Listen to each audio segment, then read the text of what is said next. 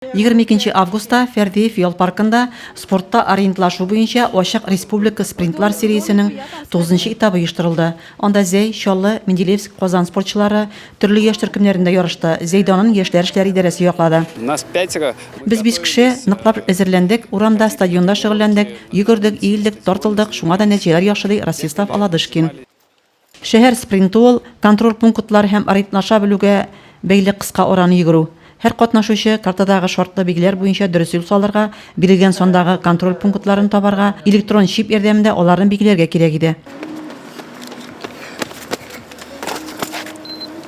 Дистанцияны узганнан соң компьютер нәтиҗәне йомгак вакытын автомат рәвештә тикшерде.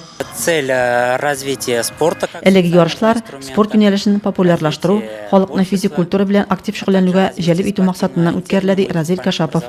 Ярыш нәтиҗәләре буенча Зәй активистлары төрле яшь категорияләрендә призерлар булдылар. Разима Кашапова, Денис Ипатов, Зәй хәбәрләре.